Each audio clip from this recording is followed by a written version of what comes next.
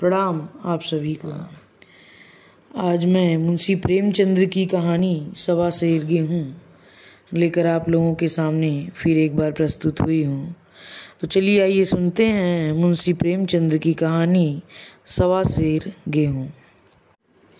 किसी गरीब गांव में शंकर नाम का एक कुर्मी किसान रहता था। सीधा सादा गरीब आदमी था, अपने काम से काम, न किसी के लेन में न देन में, छक्का पंजा न जानता था। छल प्रपंच की उसे छूत भी न लगी थी। ठगे जाने की चिंता न थी, ठग विद्या न जानता था। भोजन मिला खा लिया, न मिला चबेने पर काट दी, चबेना भी न मिला तो पानी पी लिया, आराम का नाम लेकर सो रहा। किंतु जब कोई अतिथि द्वार पर आ जाता था तो उसे इस निवृत्ति मार्ग का त्याग करना पड़ता था।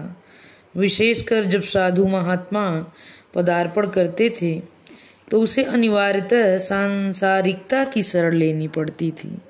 खुद भूखा सो सकता था, पर साधु को कैसे भूखा सुलाता।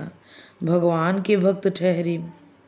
एक दिन संध्या समय एक महात्मा ने आकर उसके द्वार पर डेरा जमाया।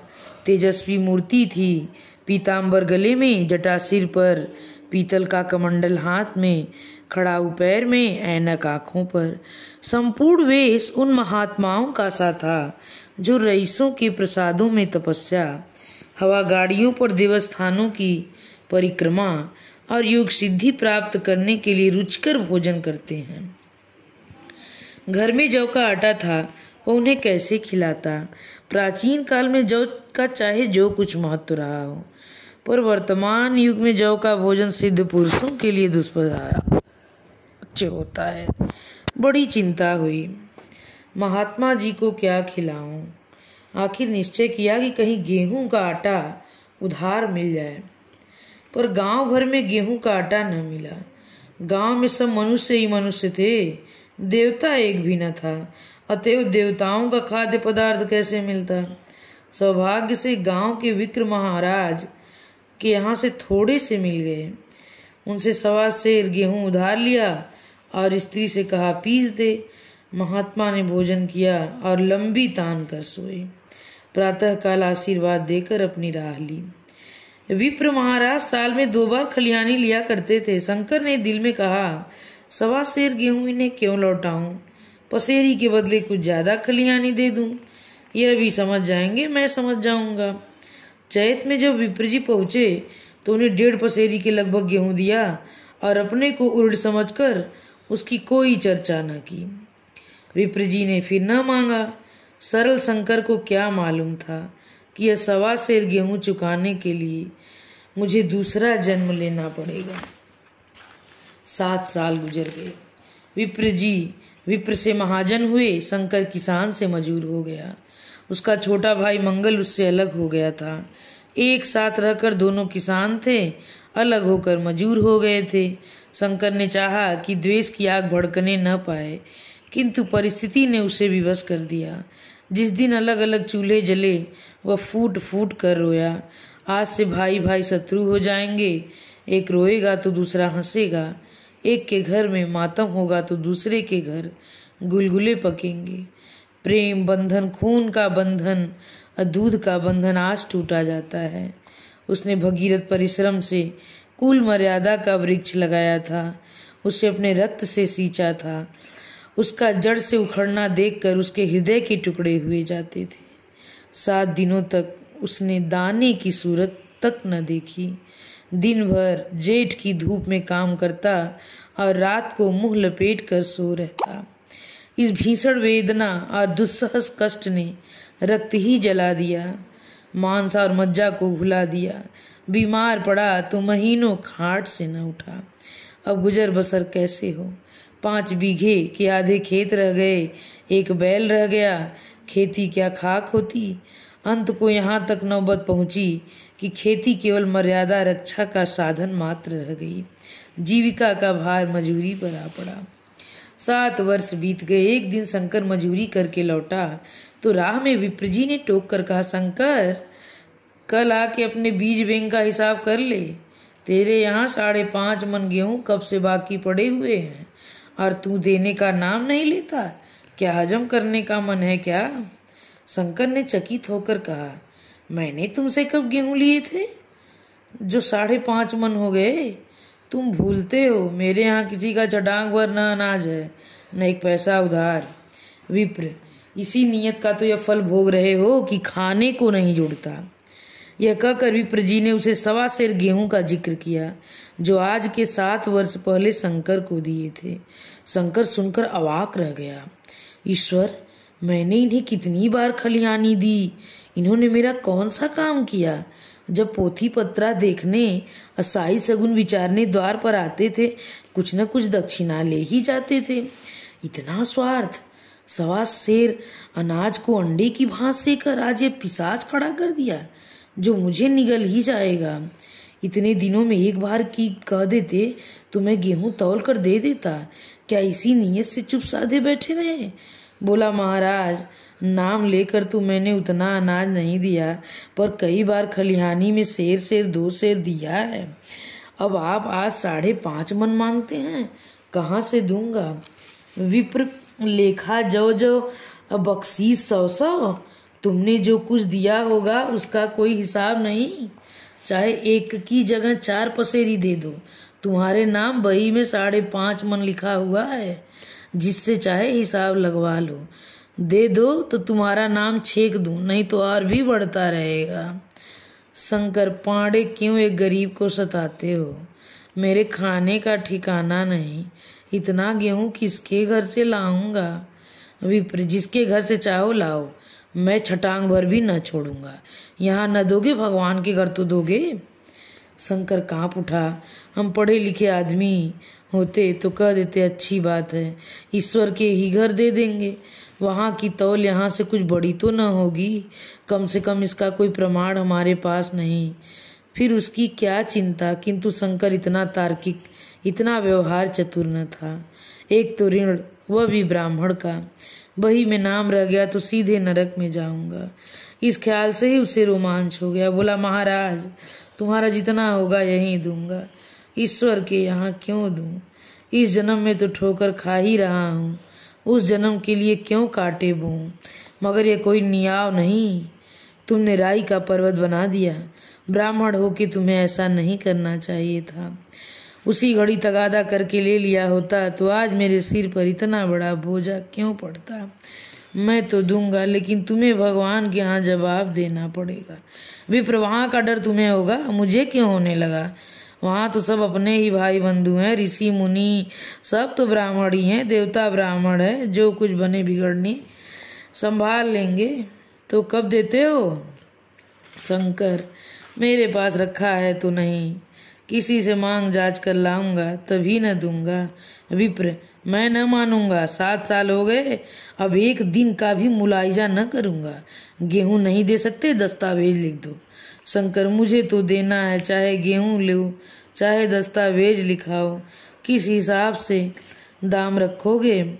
विप्र, बाजार भाव 5 सेर का है, तुम्हें 5.25 सेर का काट दूंगा। शंकर, जब दे ही रहा हूं तो बाजार भाव काटूंगा, पाव भर छुड़ाकर क्यों दोषी बनूं?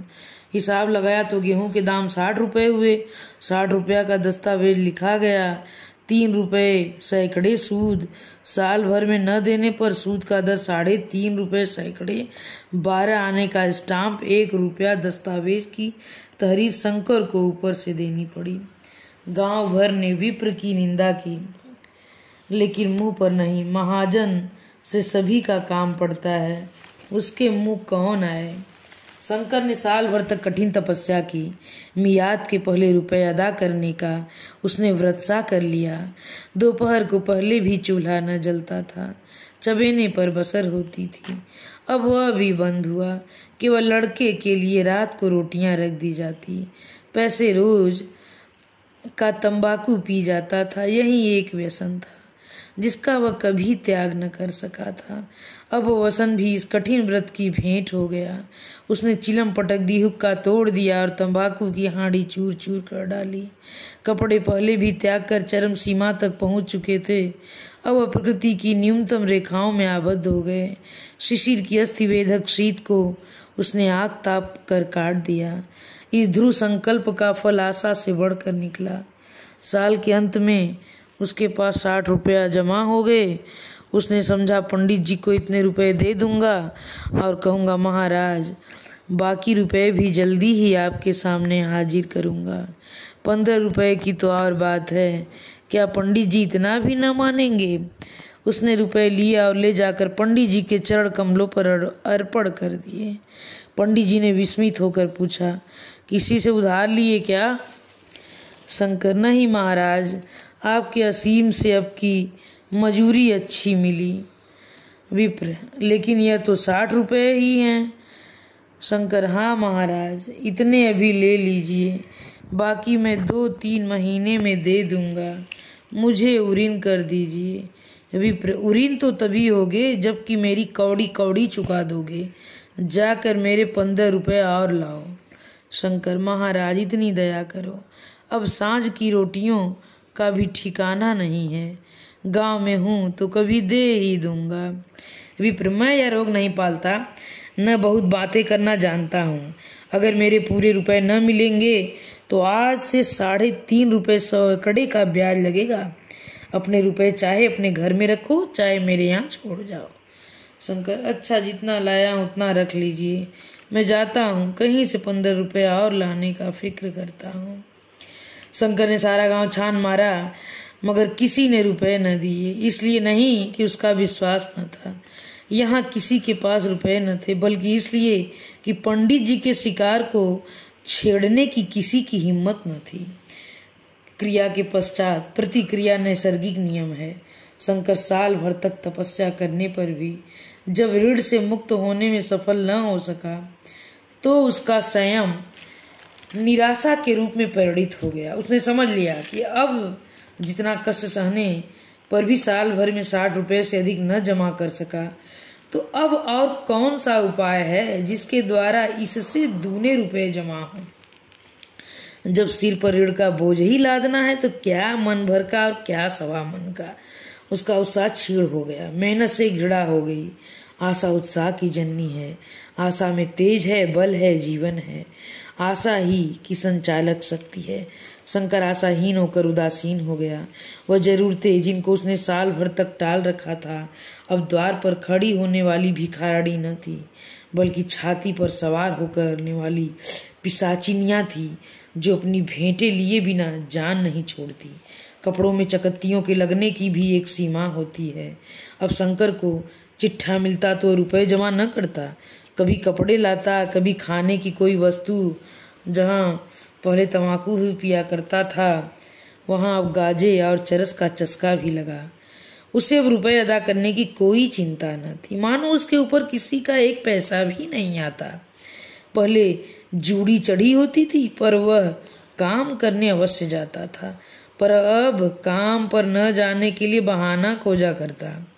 इस भांति 3 वर्ष निकल गए। विप्र जी महाराज ने एक भी तकाजा न किया।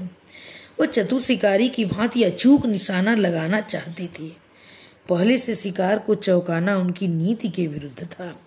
एक दिन पंडित जी ने शंकर को बुलाकर हिसाब दिखाया। 60 रुपये जो जमा थे वह मिनाहा करने पर अब भी शंकर के जिम्मे में 120 रुपये निकले। शंकर, इतने रुपए तो उसी जन्म में दूंगा, इस जन्म में नहीं हो सकते। विप्र, मैं इस जन्म में लूंगा, मूल न सही सूद तो देना ही पड़ेगा। शंकर, एक बैल है वह ले लीजिए, एक झोपड़ी है वह ले लीजिए, और मेरे पास रखा क्या है। विप्र, मुझे बैल बधिया लेकर क्या करना है, मुझे देने को तुम्हारे पास बहुत कुछ है। शंकर, और क्या है महाराज। विप्र, कुछ नहीं, तुम तो हो, आखिर तुम भी कहीं मजूरी करने जाते ही हो।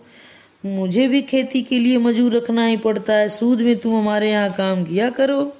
जब सुविधा हो मूल भी दे देना।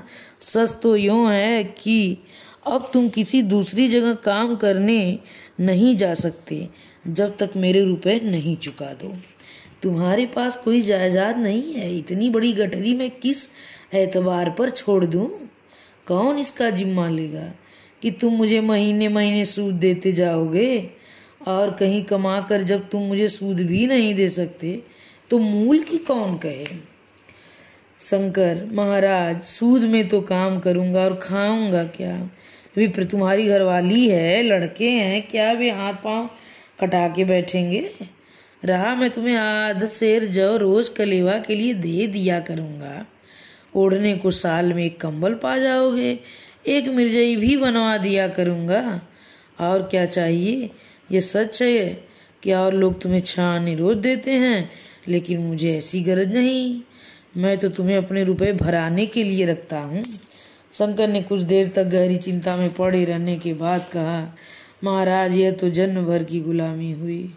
विप्र, गुलामी समझो चाहे मजदूरी समझो, मैं अपने रुपए भराए बिना तुमको कभी नहीं छोड़ूंगा। तुम भागोगे तो तुम्हारा लड़का भरेगा। हाँ, जब कोई न रहेगा तब की बात दूसरी है। इस निर्णय की कहीं अपील न थी। मजूर की जमानत कौन करता? कहीं शरण न थी, भाग कर कहाँ जाता। दूसरे दिन से उसने विप्र जी के यहाँ काम करना शुरू कर दिया। 1.25 सेर गेहूं की बदौलत उम्र भर के लिए गुलामी की बेड़ी पैरों में डालनी पड़ी। उस अभागे को अब अगर किसी विचार से संतोष होता था तो वह यह था कि यह मेरे पूर्व जन्म का संस्कार है। स्त्री को वे काम करने पड़ते थे जो उसने कभी नहीं किए थे। बच्चे दाने को तरसते थे, लेकिन शंकर चुपचाप देखने के सिवा और कुछ न कर सकता था। वह गेहूं के दाने किसी देवता के साप की भांति यावत जीवन उसके सिर से न उतरे।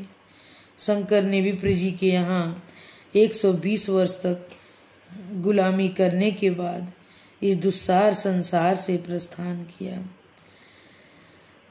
120 रुपए अभी तक उसके सिर पर सवार थे। पंडित जी ने उस गरीब को ईश्वर के दरबार में कष्ट देना उचित न समझा। इतने अन्यायी, इतने निर्दयी न थे। उसके जवान बेटे की गर्दन पकड़ी। आज तक वह विप्र जी के यहाँ काम करता था। उसका उद्धार कब होगा भी या नहीं, ईश्वर ही जाने। इसी के साथ यह कहानी समाप्त होती है। मैं अंतिम में यह कहना चाहूँगी कि यह कहानी केवल कोई कल्पित कहानी नहीं है, यह सत्य घटना है। ऐसे शंकरों और ऐसे विप्रों से ये दुनिया खाली नहीं है। धन्यवाद। अगर यह कहानी आप लोगों को अच्छी लगी हो तो मेरे चैनल को सब्सक्राइब, लाइक और शेयर करना मत भूलिएगा।